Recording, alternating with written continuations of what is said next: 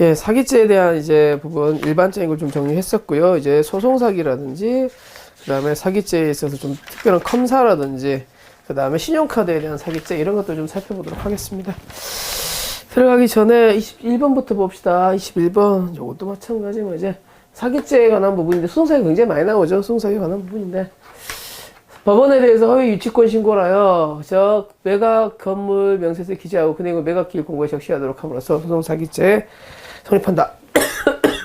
소송사기가 낼 수 있으려면 소송사기입니다. 간단하게 좀 정리를 합시다. 그러니까 소송사기라는 것은 상대방을 속이는 게 아닙니다. 상대방은 예를 들어서 제가 허위 매매계약서를 만들어가지고 저 사람은 권리를 뺏으려고 해요. 그러면 상대방은 속는 거 안 속는 거 전혀 안 속아요. 상대방은 뭐라고 그러는 거, 야 그거 내 권리잖아 라고 주장하는 거예요. 근데 그럼에도 불구하고 내가 누구를 속여서 내가 법원을 속여서 이기는 걸 뭐라고 한다? 소송사기라고 한다는 거예요. 그렇죠? 그래서 누구를 속이는 겁니까? 이거는 법원을 속이는 겁니다. 법원을 속이는 거예요. 단 법원을 속여서 뭘 가질 수 있어야겠어요? 권리를 가질 수 있어야겠죠. 그래서 소송사기 인정하는 판례와 부정하는 판례인데 허위의 소를 제기하거나 그 다음에 허위의 증거를 제출했을 때도 소송사기로 봅니다. 단 그래서 굉장히 넓게 인정하는데 소송사기가 되려면 속여서 권리를 얻을 수 있어야 돼요. 그래서 뭐가 없냐면 권리 취득 가능성이 없으면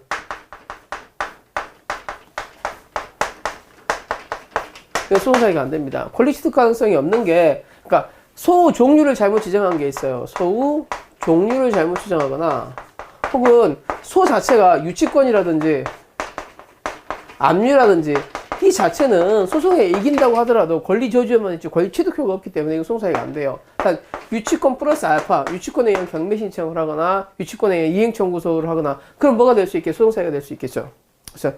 그 다음에 하나 더 한다면 소송사기에 대해서 뭐 사자에 대한 사, 허무인에 대한 소 이겨봐야 그렇죠? 민사소송이라는 것은 소 당사자 사이에 흐름이 미치니까 이 사람들한테 이겨봐야 권리를 가지고 있었잖아요. 그렇죠? 그렇기 때문에 어떤 소송사기가 안 돼요. 이 정도만 보시면 한번 봅시다. 사기죄에 대해서 유치권을 신고했어요. 유치권을 신고했다는 건 권리 저주만 있지, 그렇죠? 권리 취득 효과가 없으니까 소송사기가 된다 안 된다? 안 된다. 답이 1번에서 쉽게 나왔습니다. 그렇죠? 네. 그 다음 사채업자가 대출희망자로부터 대출을 의뢰받은 다음에 대출희망자가 실제 구입자가 아니어도 그러니까 자동차를 통해서 우리가 자동차를 살 때 그죠? 그래서 현대자동차 서비스 이런 걸 통해서 뭐 하는 거예요, 여러분들? 그죠? 실제로 돈을 주지 않고 대출을 받아 사는 경우들이 되게 많죠. 그죠? 근데 이 사람들이 싼 이자를 주는 건 뭐야? 이 자동차를 사기 때문이죠. 그렇죠? 근데 자동차를 살 것도 아니면서 그렇죠?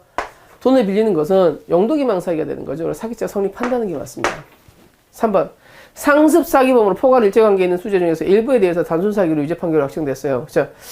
이 상습 사기는 여기에 대해서 기판력이 미치려면 포괄 일체로 판단받았어야 돼요. 근데 단순 사기죄 유죄 확정 판결을 받았다면 기판력이 미친다 안 미친다? 안 미친다. 그렇죠? 그래서 면수 판결을 선고할 수 없어요. 기판력이 안 미치니까. 그렇죠? 그래서 기판력이 미치기 위해서는 확정 판결이 뭐에 있어야 된다. 그래서 포괄 일제로 받았어야 되고 동종이어야 된다고 몇 번씩 말씀을 드렸습니다. 그쵸? 꼭 기억을 하시고.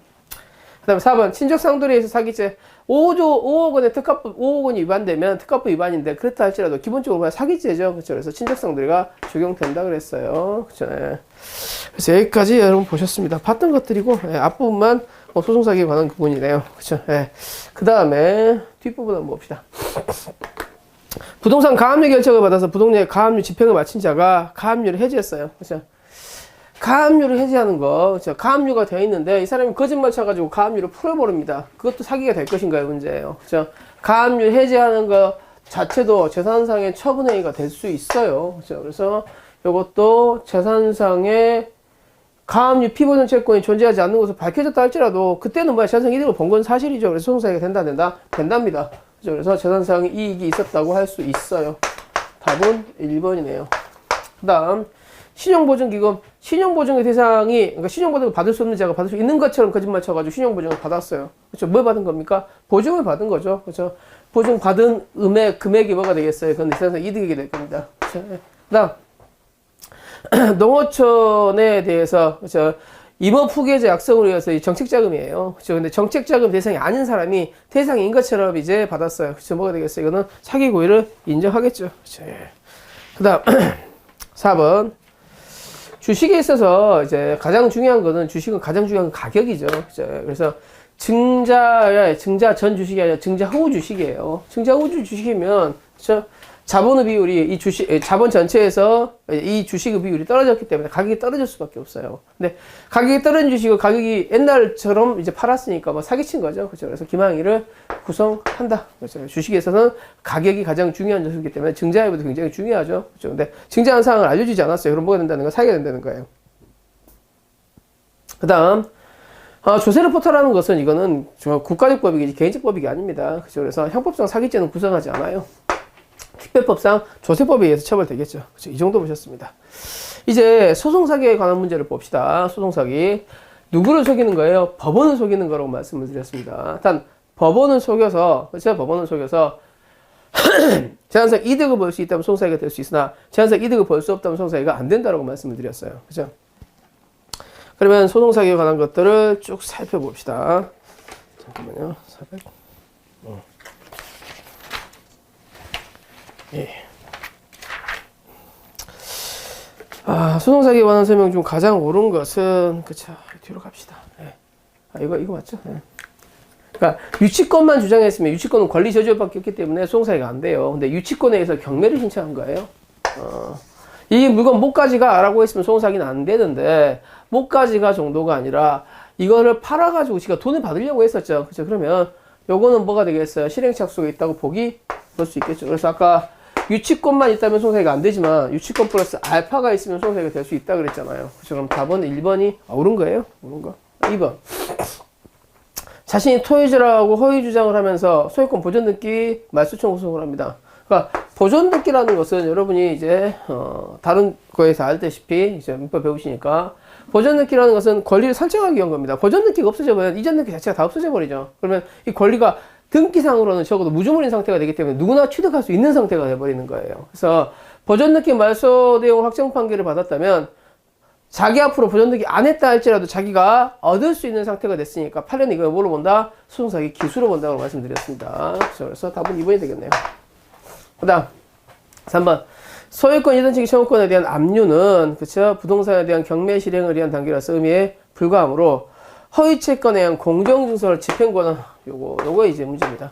공정을 받았다는 건 집행 권한이 있다는 거죠. 그러면 공정증서에 대해서 압류는 그쵸 집행할 가능성이 충분히 있기 때문에 이건 뭐로 보는 거 플러스 알파가 있는 겁니다.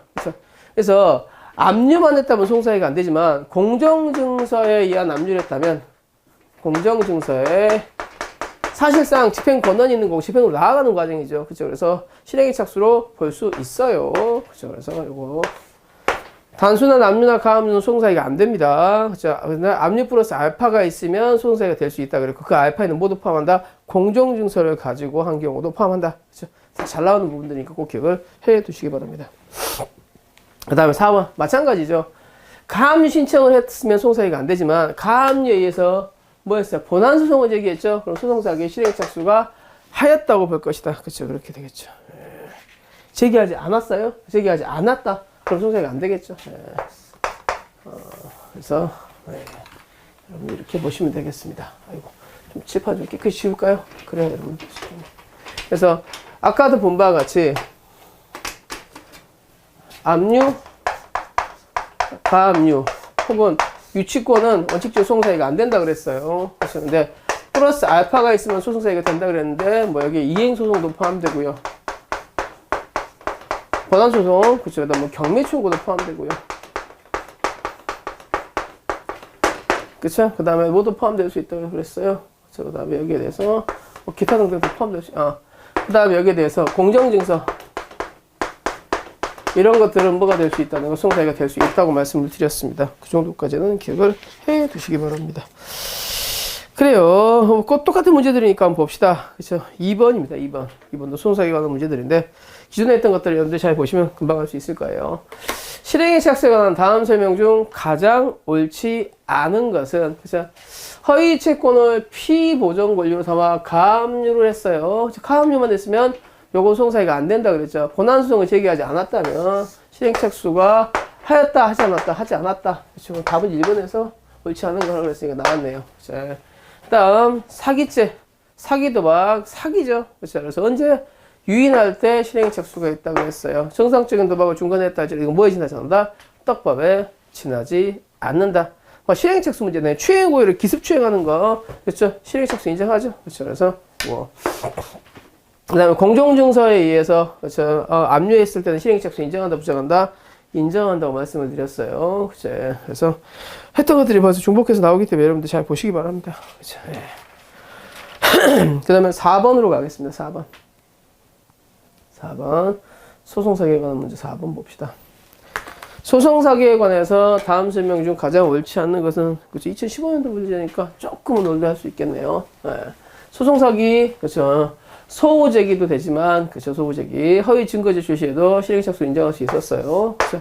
기수시기는 판결이 확정될 때죠. 그렇죠. 그래서 맞는 문제에 어려운 것은 없고요. 그렇죠. 피담보채권의 공사대금 채권이 실제와 달리 허위로 부풀려서 유치권에 의한 경매, 유치권만 주장했어요? 경매도 주장했어요? 경매를 신청했네요. 그렇죠. 그러면 실행착수 인정이죠. 3번.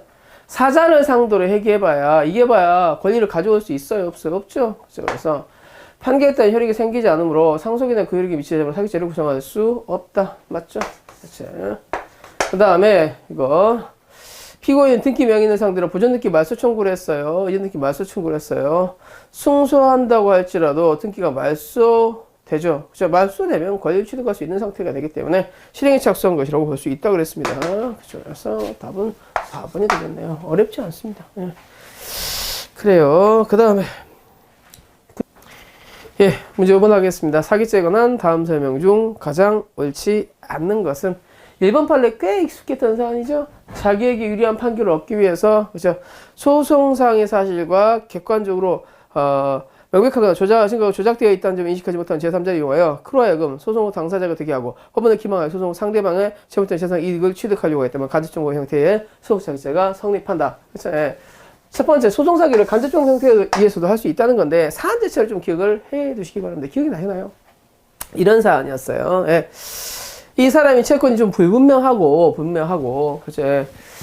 채권에 대해서 이제 다툼이 있는 거에 대해서 허위의 이제 채권 계약서를 만들어가지고 이 채권을 양도했던 경우입니다. 채권을 양수한 사람이 그러니까 어떻게 되겠어요? 나도 돈 받아야 되니까 소송을 제기할 수밖에 없겠죠. 그죠. 그래서 이 사람을 통해서 소송 사기를 했던 경우인데, 그죠. 그래서 소송 사기 간접 정보를 인정했던 경우입니다. 그래서, 미리 이런 얘기를 드리면, 판례를 보실 때 어떻게 봐야 될 것인가 좀 설명을 좀 드리겠습니다. 판례를 보실 때,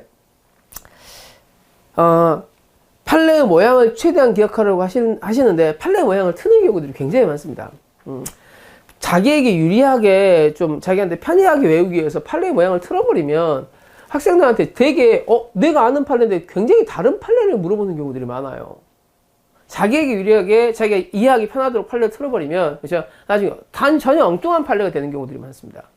그다음 혼동의 여지가 있어요. 그래서 판례는 될 수 있으면 사안 자체는 원문 그대로 외워주시고 그 다음에 꼭 말씀을 드리는 게 결론 자체를 바꾸지 말고 그 자체를 이해를 해 주십시오.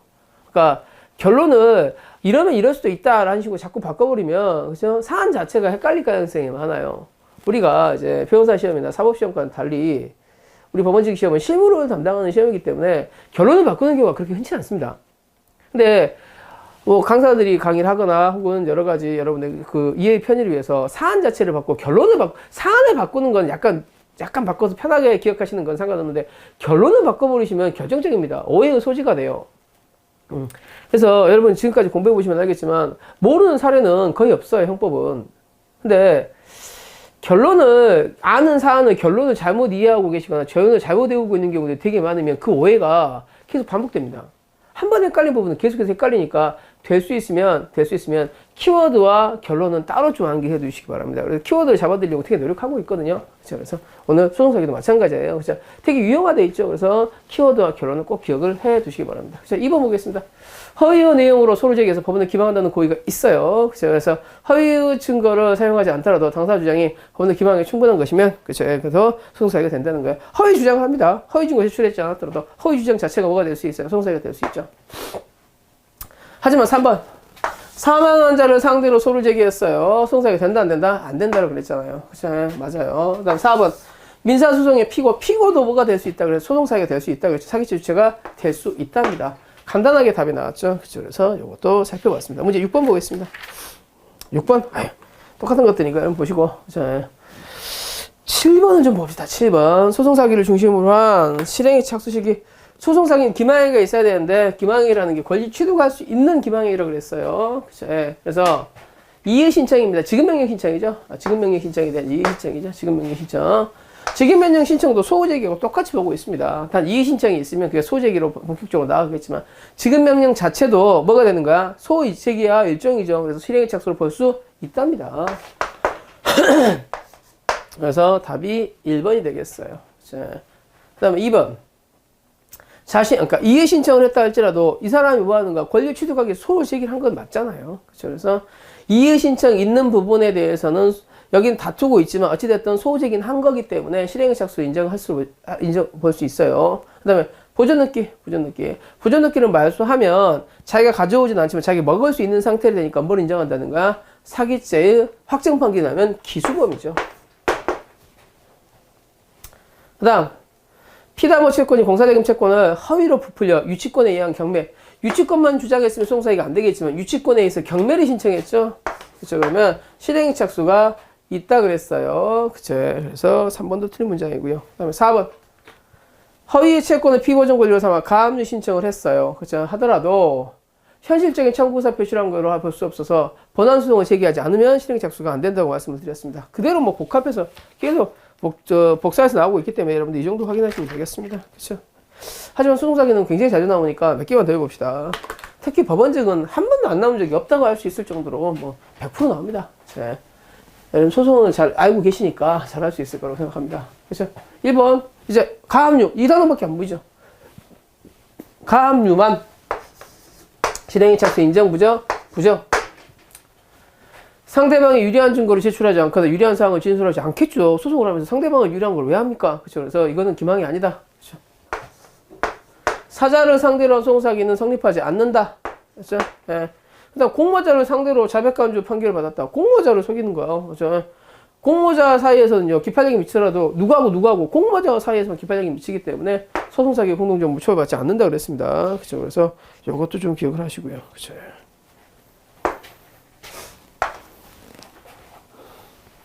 그 다음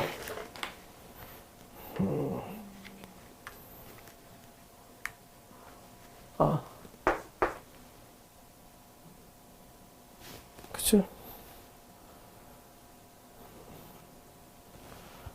몇 번이죠 이게? 8번 그치 8번 예. 8번 틀린 것은 4번이 되겠습니다. 그쵸? 겹쳐서 하도 9번 봅시다. 9번 예. 9번 소송사기에 관한 다음 설명 중 가장 틀린 것은, 그쵸? 틀린 거라고 했어요. 네. A가 타인소유 부동산에서 아무런 권한이 없는 사람을 상대로, 그쵸? 소송사기를 했습니다. 소송사기죄 해당하다, 해당하지 않는다? 해당하지? 권한이 없는 사람은 무권한 상대로 이겨봐야 권리 얻을 수 없죠. 그쵸? 그래서 요거는 소송사기에 해당하지 않는다. 맞죠? 무권한 자. 유리한 증거를 제출하십니다. 기망이 아니야. 기망이 아니죠. 사망한 자를 상대로 소송사기 된다, 안 된다? 성립하지 않는다. 그쵸? 예, 그 다음 4번. 공모하여 자백간주. 공모자의 상대에서 소송사기가 된다, 안 된다? 안 된다라고 그랬어요. 그쵸? 그래서 가장 틀린 것은 이것도 4번이 되겠네요. 공모자 상대로 소송사기가 안 됩니다. 그래서 여러분 보시고 5번. 허위채권, 가압류 한 것만으로 소송사기가 볼 수 없다. 그쵸? 똑같은 것들이니까 특별히 보지 않겠습니다. 예. 그래요. 뭐 다 본 사안들이고 이제 그러면 컴사로 가도록 합시다. 컴사 자체가 시험에 나오기도 하지만 그죠? 예, 컴사보다 신용카드를 가지고 한 범죄가 시험에 굉장히 많이 나오기 때문에 그 부분을 좀 기억을 해두시기 바랍니다. 그죠? 예, 그래서 한번 봅시다. 다음 설명 중 옳지 않은 것은 몇 개인가? 그죠? 예. 타인으로부터 금전을 차용하여 차용한 금전의 용도나 변제할 자금 마련의 방법을 위해서 사실을 고지했던 돈 안 빌려줬을 거예요. 그죠? 예, 그러면 이건 뭐가 되겠어요? 용도, 기망, 사기가 되겠죠. 그쵸? 그래서 요거 용도, 기망, 사기. 돈을 빌리는데 실제 용도를 그러니까 실제 용도에 대해서 고지하지 않고 다른 용도를 얘기한 경우에도 뭐가 된다? 사기가 된다는 게 판례 입장입니다. 용도, 기망, 사기입니다. 2번. 사기 도박에는 뭐만 성립한다 그랬어? 사기죄만 성립하고 도박죄는 성립하지 않는다 그랬죠. 그래서 2번 틀렸고요. 3번. 공사대금 채권보다 부풀렸어요. 유치권에 의한 경매를 신청했죠. 유치권 플러스 알파를 했으니까 소송사기 실행 착수에 해당한다. 맞죠? 그다음 이 리을번인데 사무처리 목적에 비추어 정당하지 아니한 사무처리를 하게 하였다고 하더라도 사무처리 시스템 프로그램 발생한 오류를 이용했어요. 이게 뭐냐면 이 복권 시스템 복권을 하는데 환급하다 보면 일부 돈이 남았던 경우예요. 이제 그래서 환급하면 이제 비용을 제하는데 그 일부 돈들이 이제 정산되지 않는 것을 그걸 이 사람이 다 뽑아간 겁니다. 그렇죠? 그래서 요거는 뭐가 된다는 거야? 컴퓨터 사용 사기죄가 성립한다죠. 그렇죠? 그래서 요거 컴퓨터 프로그램 자체가 내가 오류를 심은 게 아니라 이 오류가 원래 있었던 거야.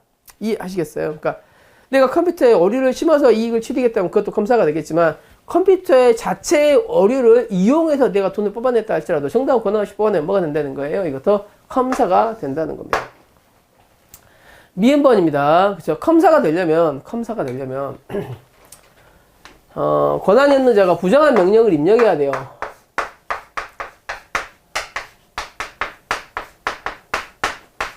아니면 부정한 명령을 이용하든지.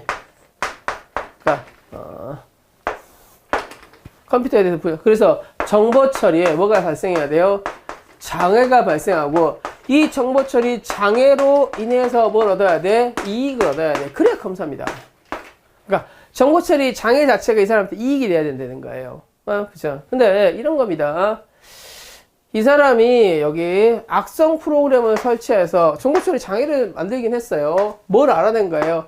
낙찰을 하한가를 알아낸 거예요. 이 정보가 입찰을 하는데 어느 정도 가격을 책정하고 있는지를 여기에다 뭘 보니까 빨대로 꼽아서 이제 알아낸 겁니다. 그죠? 예. 그래서 일정 건설회사에 대해서 낙찰받게 한 거예요. 그러면 요거는 이 프로그램을 통해서 이익을 본 거예요. 이제부터 이익을 벌 거예요. 프로그램을 통해서 낙찰 가격에 가능한 입찰 가격을 알아냈을 뿐, 정보를 알아냈을 뿐, 이익을 알아낸 건 아니잖아.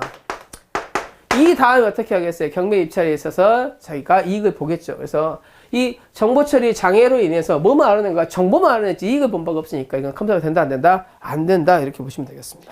그쵸? 예. 그 다음에 2번 보겠습니다. 굉장히 유명한 판결이죠. 그래서 굉장히 유명한 PC방 판결인데, 자, 그래요. 이 판결을 볼 때마다 가끔씩 놀라는데, 그쵸? 이걸 가지고 대법원까지 왔을까? 이 친구가. 그쵸? 갑이 A로부터 2만 원을 인출해달라는 부탁을 받습니다. 근데 얼마를 입력합니까? 5만 원을 입력해서 인출해요. 그렇죠? 예. 그러면 몇만 오버야? 3만 오버에서 찾아온 경우에요. 이게 뭐가 성립할 수 있겠는가?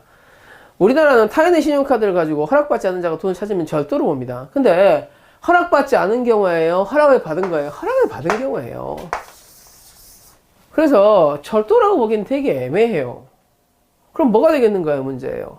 판례는 이걸 물어봤어요. 이거 컴사로 봤습니다. 이 사안 자체를 굉장히 잘 기억해 두셔야겠어요. 그죠? 2만원 부탁받았는데 얼마를 찾아온 경우에요? 5만원을 찾아온 경우입니다. 판례는 이걸 물어봤다고요? 컴사로 받고, 그죠? 요거. 여기 컴사를 얼마짜리 컴사로 봅니까?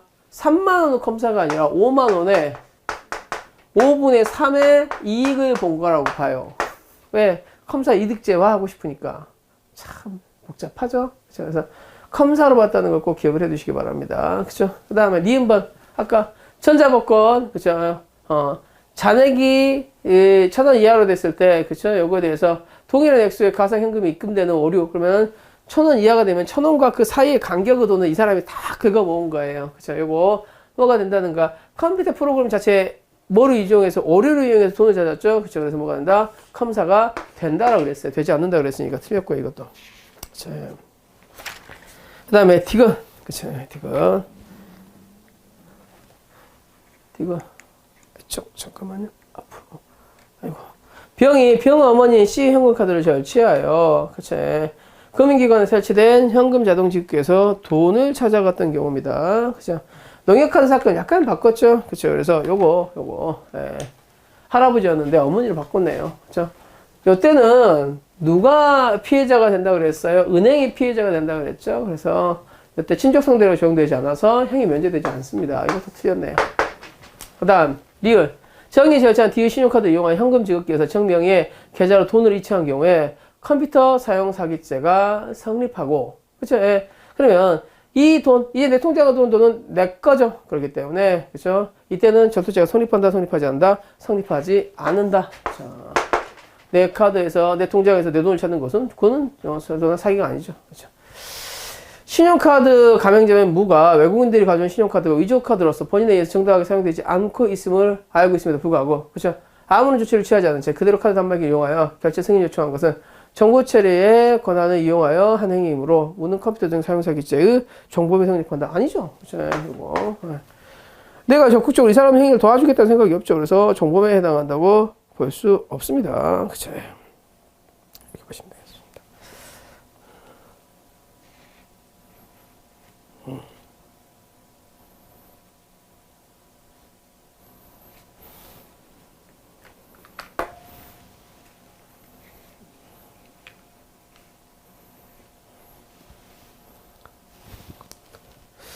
그 다음에 뒤로 갑시다. 이제 신용카드에 관한 범죄들이 쭉 있네요. 신용카드에 관한 범죄도 한번 좀 봅시다. 예, 신용카드에 관한 범죄. 이것도 약간 정리하겠습니다. 신용카드에 관한 범죄는 그쵸, 두 가지입니다. 신용카드를 어떻게 얻는가가 문제예요. 그 다음에 이 신용카드 어떻게 사용하고 있는가에 관한 부분입니다. 그래서 표를 구태에 나눠본다면 그쵸, 이게 자기 명의 신용카드가 있고요, 타인 명의 신용카드가 있습니다. 그쵸, 예. 자기 명의 신용카드를 정당하게 얻었어요. 그럼 범죄가 되지 않겠죠. 그쵸, 예. 하지만 자기 명의의 신용카드를 부당하게 발급받았어요. 뭐냐면 카드를 발급받을 수 없는 사람이 그쵸 뭐해서 여러 가지를 조작해서 카드를 부당 발급받았단 말이에요. 그럼 어떻게 될 것인가 문제. 정당하게 받았으면 신용카드에 대한 범죄도 범죄가 되지 않고 사용도 범죄가 되지 않는데 단 이 사람이 지불의사와 지불 능력이 없음에도 불구하고 이제 카드를 쓰다 보니까 카드를 막을 수가 없음에도 불구하고 계속 카드를 쓴 경우 뭐가 될 수 있어요? 이건 예외적으로 사기죄가 될 수 있어요. 사기죄. 그 다음에 자기 명의의 신용카드를 부당하게 발급받은 경우에는 그쵸? 예. 이건 뭐가 된다는가? 부당하게 발급받았으니까 이거 자체가 신용카드 회사에 대한 사기죄죠.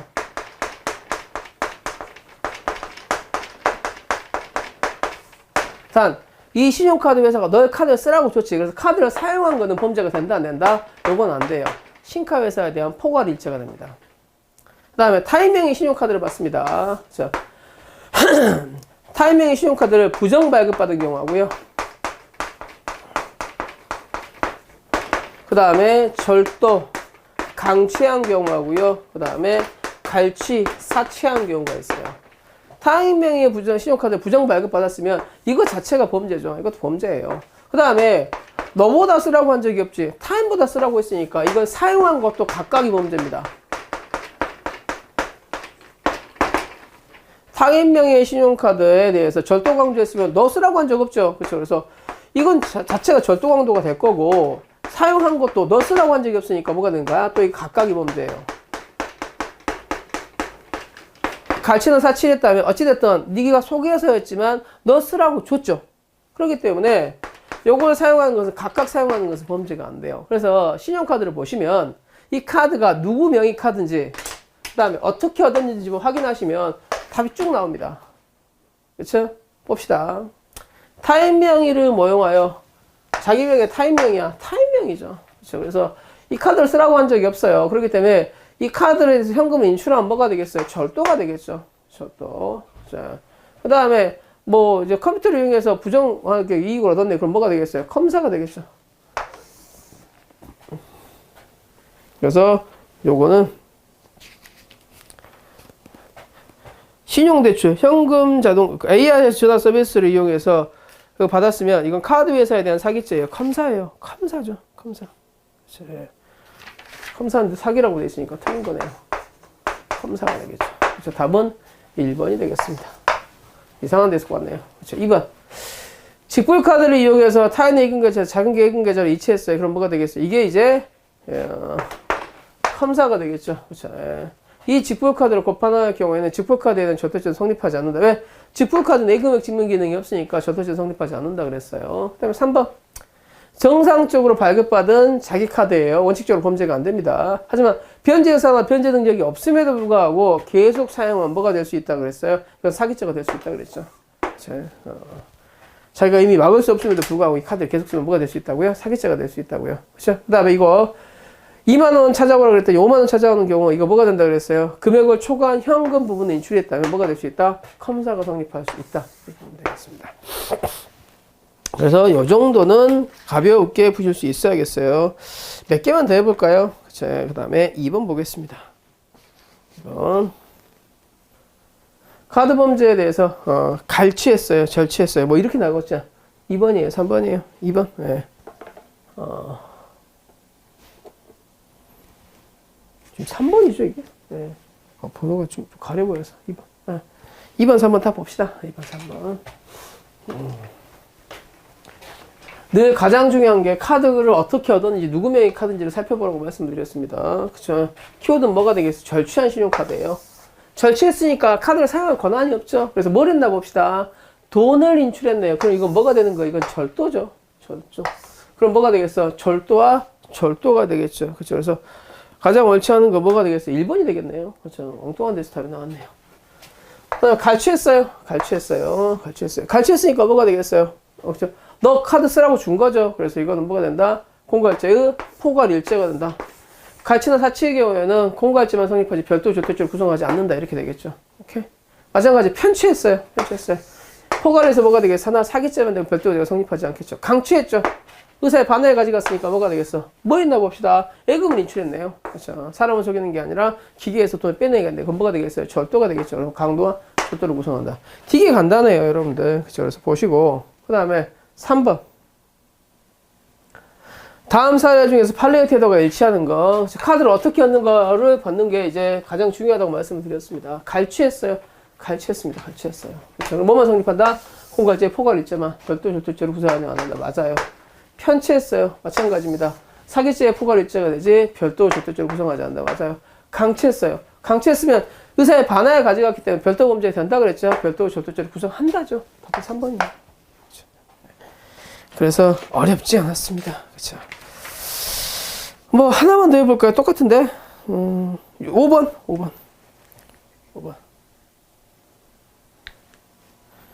절도죄에 관한 다음 설명 중 옳지 않은 것은 그렇죠. 제일 중요한 거 강취했어요. 강취했으니까 그렇죠. 의사의 반하에 가져갔죠. 그럼 뭐가 되겠어요? 별도 절도죄를 구성하겠죠. 갈취했어요. 뭐가 된다고 그랬어요? 포괄일죄가 된다고 그랬어요. 그렇죠. 공갈죄 별도 절도죄를 구성하지 않는다. 타인의 명의로 모형을 발급받은 신용카드를 사용하여 현금 자동 지급기에서 현금을 대출받은 행위는 그렇죠. 예. 타인의 명의로 모형했죠. 부정 발급받았네요. 그렇죠. 그러면 뭐가 된다는 거야? 별도 범죄가 된다 그랬죠. 예. 절취했어요. 절취했어요. 그렇죠. 계좌 이체했어요. 계좌 이체했으면 이미 이게 컴사죠. 그렇죠. 예. 그래서 자신의 현금카드 이용해서 돈을 찾는 것은 별도 절도죄를 구성하지 않는다. 몇 번이나 했었기 때문에 보지 않겠습니다.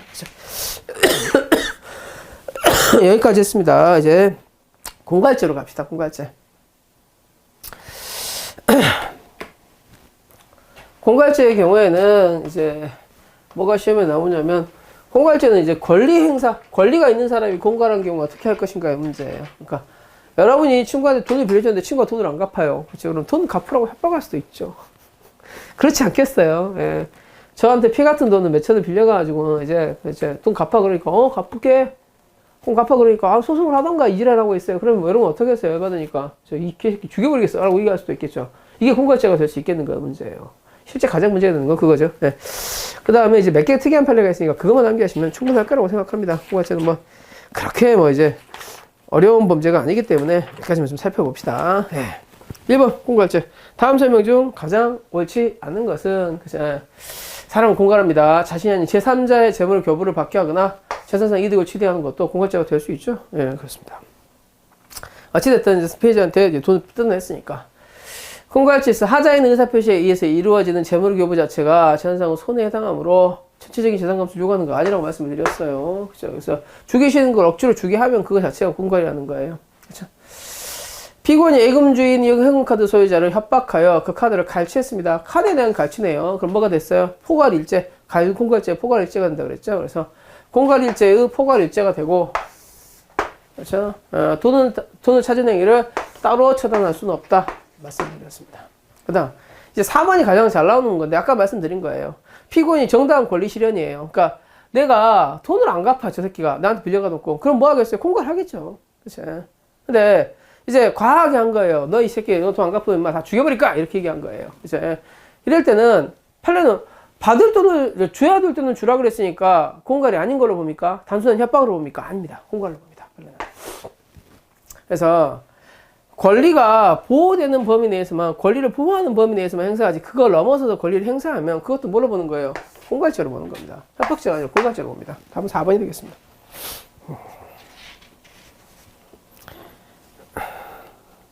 그 다음에 5번. 아이고. 예. 4번까지예요? 네. 그 다음 2번 보겠습니다. 공갈죄. 공갈죄는 다른 사람을 협박하여 전상 이득을 취득하는 거죠.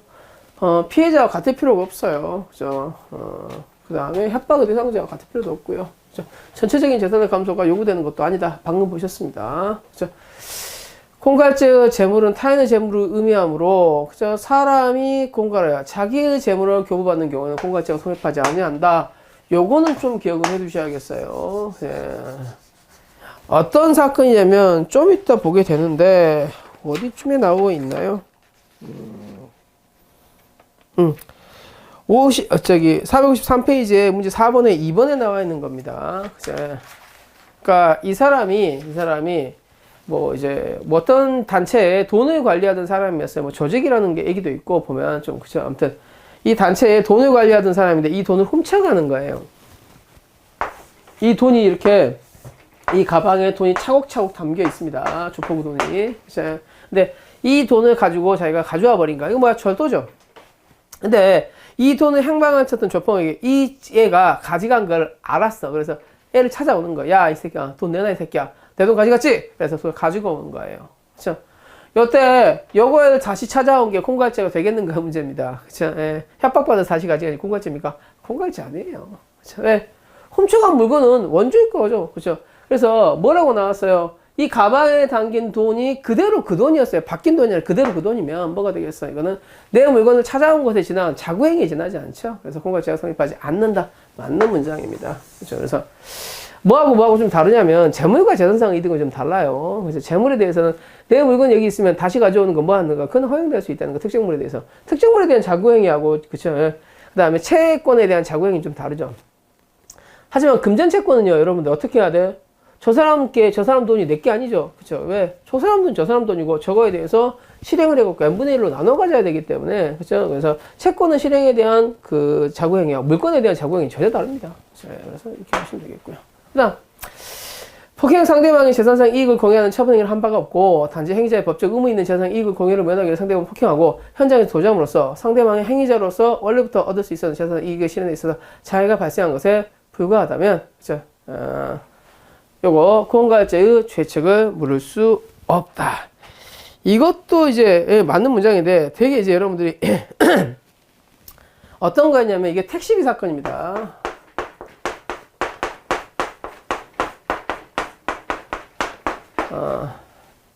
이 사람이 이제 신림 이동으로 이제 택시를 타고 와요. 택시 타고 옵니다. 택시를 타고 와가지고 이 내리려고 보니까 이제 택시비가 원래 없었던 거예요. 술 먹고 차 타고 들어와가지고. 그래서 여기서 내가 이제 하자 그러면 이 사람한테 이제 내 장소를 지키 같으니까 신림 구동으로 가자 그래요. 신림 구동으로 다시 갑니다. 그쵸? 예. 신림 구동으로 가가지고 뭐 하는 거야? 이제 택시비가 없으니까 때리고 도망가 버린 거 사실 신림 이동으로 온 거예요. 그러면 이제 택시 기사가 신림 이동에서 다시 찾아와서 기다리고 있었던 거야. 그쵸? 그러니까, 이 사람이 이제 채무로 이제, 이 택시비를 내기 싫으니까 때리고 도망가 버렸던 경우인데 약간 좀 뭐 엉망진창이 되겠는데 일단 이런 거야. 이 사람이 택시비를 면탈하기 위해서 때렸어요. 근데 이 사람이 그러면 택시비를 면제해주면 공갈이 되겠죠. 그렇죠? 택시비를 면제해 의사가 있어 없어? 이 택시기사 계속 찾아다녔잖아요. 그렇죠? 그래서 이때는 택시비를 면하는 처분행위 자체가 없기 때문에 그렇죠? 뭐가 되지 않는다? 공갈죄 죄책을 물을 수 없다 이렇게 본 거예요. 그렇죠? 이해는 하시겠어요? 공갈죄도 뭐하고 똑같이 사기죄와 똑같이 피해자의 처분행위가 있어야지 뭐가 될 수 있다는 거예요, 여러분들. 공갈죄가 될 수 있습니다. 그러면 채무 면탈 공갈이 될 수 있으려면 채권자가 이 채무를 면해주겠다는 의사표시가 돼야 공갈이 되겠지. 근데 이 택시기사는 면해주겠다고 그랬어요. 꼭 받아야 되겠다고 했어요. 꼭 받아야 되겠다고 했기 때문에 공갈죄가 된다, 안 된다? 안 된다라는 거예요. 4번. 공갈죄 수단으로 협박은 의사결정의 자유를 제한하거나 겁을 먹게 할 정도가 있으면 돼요. 그래서 해악고지가 권리의 실현 수단으로 사용된 경우에는 공갈죄가 성립한다. 그죠? 아까 말씀드렸어요. 네가 권리를 할지라도 법이 정한 법 의미를 벗어나서 행사해버리면 그건 뭐가 된다? 공갈을 인정하겠다는 게 판례 입장입니다. 그죠? 5번. 아까 봤던 부분이죠. 카드를 뺏어갔어요. 그죠? 그럼 카드를 뺏어가면서 어느 정도 쓰는 걸 이미 허용하고 있죠. 그래서 공갈죄의 포괄 일죄가 된다고 말씀을 드렸습니다. 따로 절도죄를 처벌한다, 처벌하지 않는다, 처벌하지 않는다. 맞는 문제가 되겠습니다. 그 다음에 문제 3번으로 가겠습니다. 3번.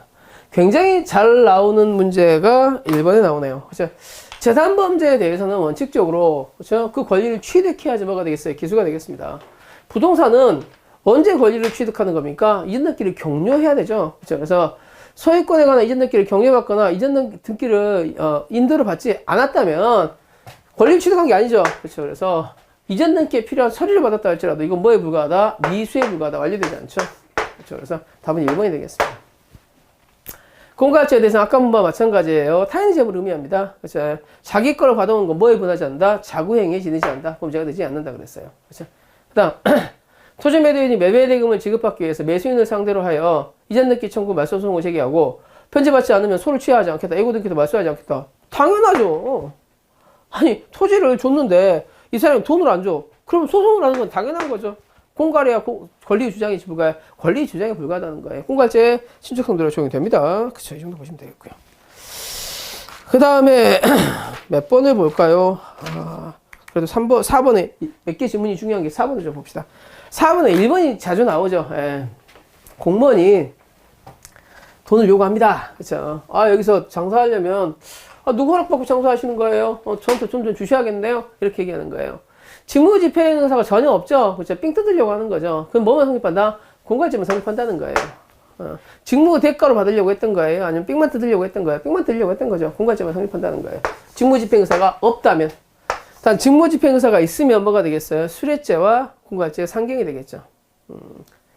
단 이제 직무집행 의사가 없으니까 이 사람은 상대방은 뭐야? 그냥 삥을 뜯긴 거죠. 그렇죠. 그래서 뭐에 불과하다? 공갈죄 피해죄에 불과하다. 뇌물공갈죄 성립할 수 없다. 이 판례 자주 나옵니다. 최근에 뭐 여러 가지 사안이 반영되기도 하고. 2번. 아까 말씀드린 그 사건이에요. 조폭우동을 좀 훔쳤어요.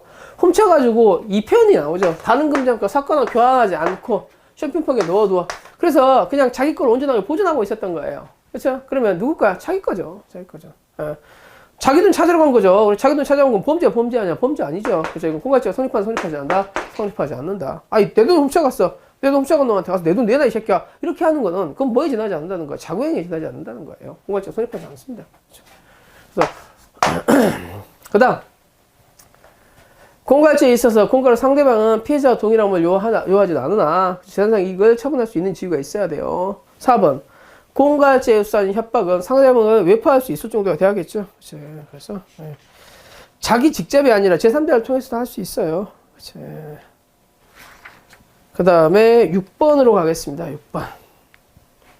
친구 사건이죠. 6번은 여러분 알고 있는 곽경택 감독이 피해자죠. 뭐 이제 이게 칠성파하고 신입세파가 아무튼 그럴 거예요. 이 두 조직 간에 이제 다툼을 영화한 건데. 모르겠습니다. 이런 게 자꾸 영화가 되는 게 좋은 건지 저는 별로 좀 그런데 아무튼 이거 영화가 되니까 그 조폭들이 와서 야, 나 주제로 해서 돈 좀 벌었으면 돈 좀 줘야지 라고 돈을 뜯어갔던 경우예요. 그렇죠. 그래서 이거는 공갈죄를 구성합니다. 당연히. 그렇죠. 여러분 뭐 칠성과 두목들이나 신입생 두목들이 여러분 와서 돈 내놔 그러면 무섭죠. 그렇죠. 그 다음에 2번 갈취한 현금카드 이용해 돈 찾는 거는 뭐가 된다? 공갈죄 포괄 일조가 된다 그랬어요. 별도 절도죄가 구성하지 않는다. 그렇죠. 그 다음에 3번. 공갈죄, 기본이 공갈죄죠. 그래서 강도순기, 강진면은 친성 상대로가 적용된다 그랬어요. 그렇죠. 그래서 맞는 겁니다. 그 다음 4번.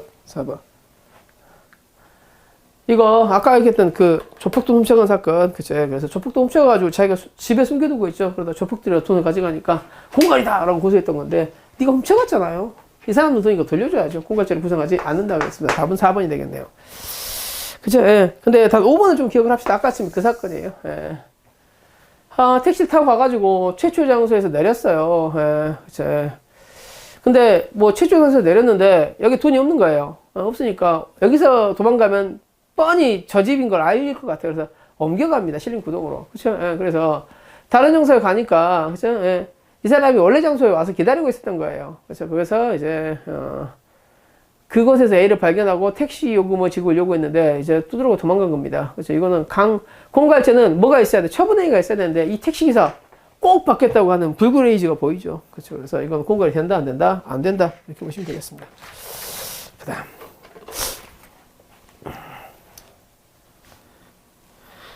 7번 보겠습니다. 7번. 예, 7번 보면 끝나겠네요. 예, 7번. 예.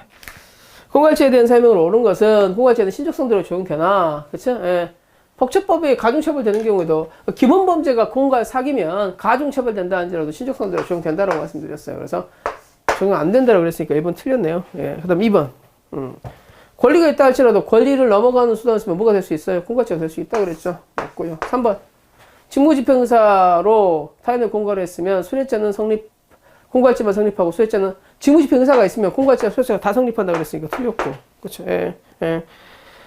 공갈로 인해 상대방이 겁먹은 상태를 이용해서 가져가는 것은 공갈죄가 될 수도 있죠. 그렇죠. 그래서 부작위에 의한 처분행위도 있을 수 있어요. 그래서 이 정도 보시면 되겠습니다. 여기까지 했습니다. 이제 다음 시간부터는 횡령죄 보도록 하겠습니다.